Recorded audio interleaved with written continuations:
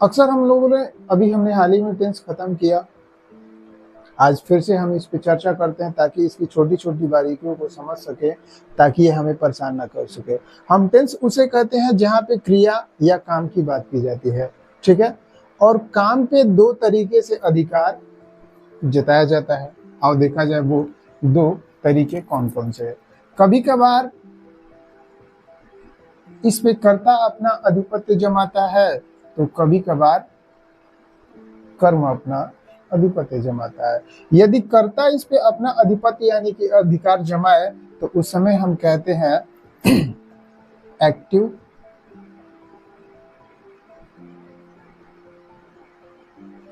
As.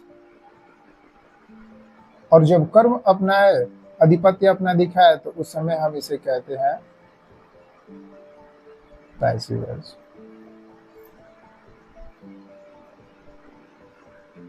समझ पा रहे हो?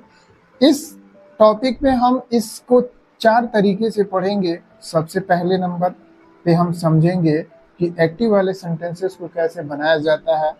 दूसरे टॉपिक पे हम समझेंगे कि पैसिव का जब सेंटेंस आए तो उसे कैसे बनाते हैं। तीसरे पे हम समझेंगे कि एक्टिव से पैसिव कैसे बनाना है। और चौथा टॉपिक कि पैसिव से एक्टिव कैसे बनाना है।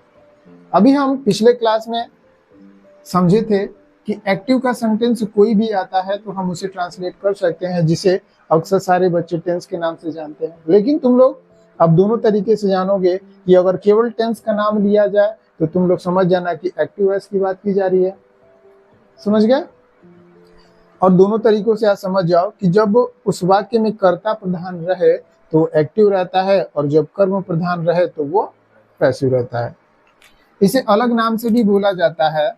इसे हम बोल देते हैं कर्म प्रधान, और इसे बोला जाता है कर्ता प्रधान। समझ पा रहे हो हमारी बातों को? तो हमने पिछले क्लास में समझा कि एक्टिव सेंटेंस कोई भी किसी तरीके का आए हम उसे ट्रांसलेट कर सकते हैं, लेकिन जब पैसिव का सेंटेंस आए तो उसे हम कैसे ट्रांसलेट करेंगे, आओ इस क्लास में सीखा जाए।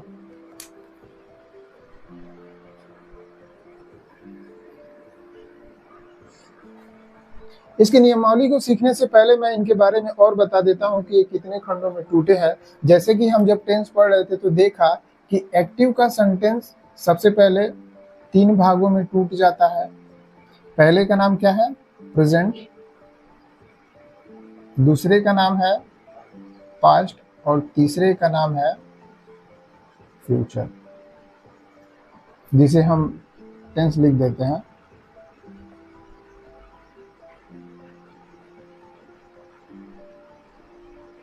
ये भी 3 खंडों में टूट जाता है, first, second and third. First इसका भी होता है प्रेजेंट टेंस, सेकेंड होता है पास्ट टेंस, और थर्ड होता है फ्यूचर टेंस। हमने सीखा कि इन तीनों टेंस का अपना 4-4 भाग होता है। तो इनका भी 4 होता है, इनका भी 4 होता है, तो सभी का हम एक जगह लिख देते हैं।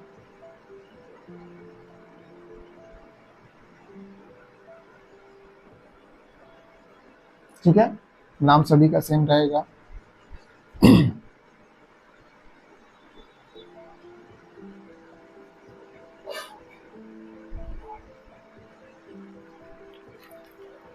पहले भाग का नाम है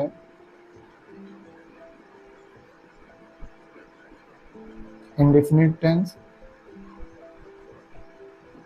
दूसरे का नाम है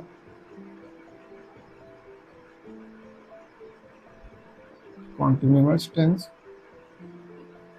तीसरे का नाम है परफेक्ट टेंस, और चौथे का नाम है परफेक्ट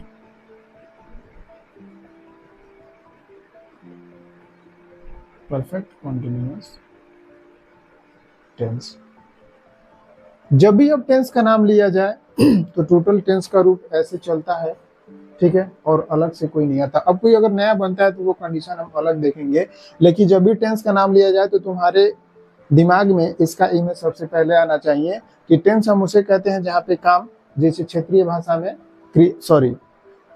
किताबों में क्रिया हम पढ़ते हैं और क्षेत्रीय भाषा में हम उसे काम के नाम से जानते हैं। इस पे दो तरीके से अधिपत्य जमाया जाता है, एक कर्ता द्वारा और एक कर्म द्वारा। जब कर्ता अपना अधिपत्य अधिकार जमाए क्रिया पे तो उसे हम कर्ता प्रधान कहते हैं, और जब कर्म अपना अधिपत्य जमाए तो हम उसको इंग्लिश में बोला जाता है एक्टिव और एक को बोला जाता है पैसिव। एक्टिव 3 खंडों में टूटेगा, जैसे कि टेंस टूटता है present tense, past tense, future tense. Passive भी 3 खंडों में टूटेगा, प्रेजेंट, पास्ट, फ्यूचर। इन सभी के अपने अपने 4-4 भाग होते हैं जिनका हमने एक साथ लिख दिया। ठीक है, नोट इट।